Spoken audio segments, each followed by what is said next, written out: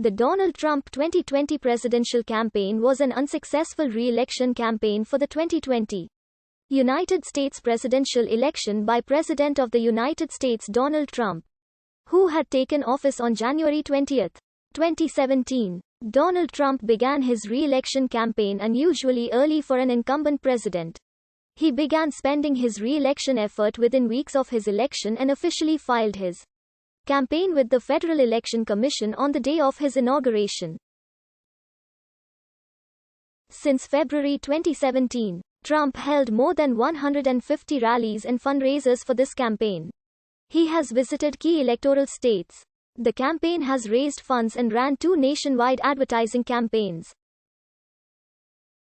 Trump said in several stump speeches that the slogans for the 2020 race would be "Keep America Great" and "Promises Made, Promises Kept." On November 7, 2018, Trump confirmed that Mike Pence would be his vice presidential running mate in 2020. Trump's re-election bid was ultimately unsuccessful. On November 7, 2020, most major news outlets officially projected that the Democratic Party ticket of Joe Biden and Kamala Harris had defeated him and Pence. Trump refused to accept the results.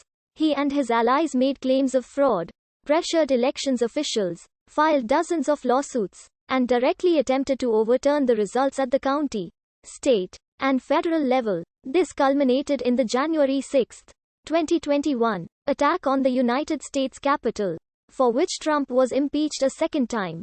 The day after the attack, Trump formally conceded the election without mentioning President-elect Biden by name. In a video posted on Twitter,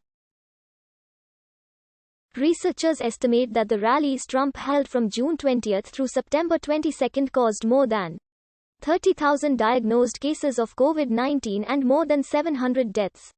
Trump's predecessors merged their campaign committees into their party's committee following their election victories.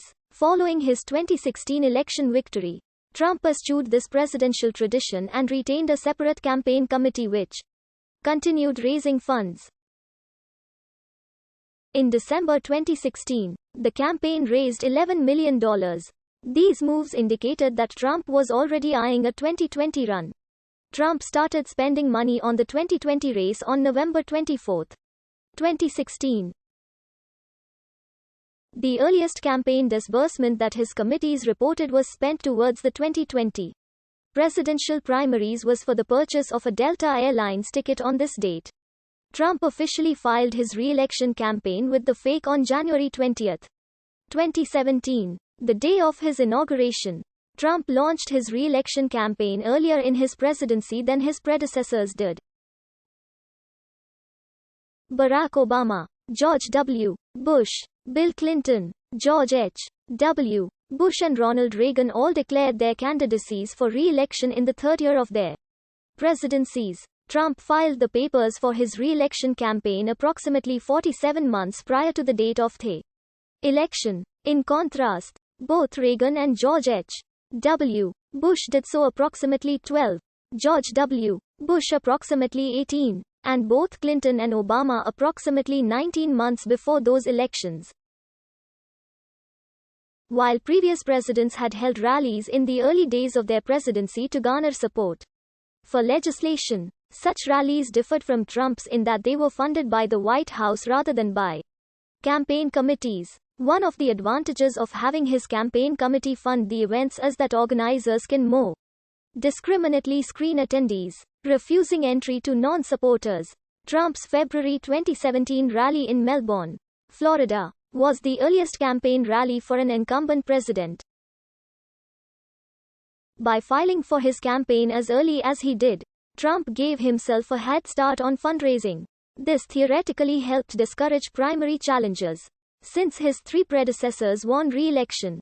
Had Trump been re-elected, it would have been the first time in American history that there have been 4 consecutive presidents who were elected to 2 terms. Although Trump's early campaign filing was extraordinarily unusual, aspects of a permanent campaign are not entirely unprecedented in American politics.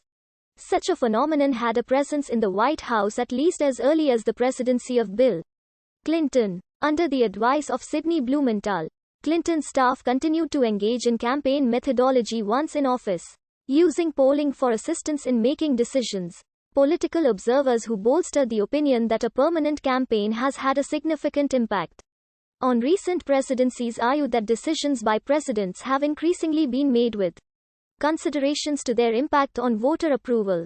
The concept of a permanent campaign also describes the focus which recent presidents have given to electoral concerns during their tenures in office, with the distinction between the time they have spent governing and the time they have spent campaigning having become blurred. Political observers consider the rise in presidential fundraising as a symptom of the permanent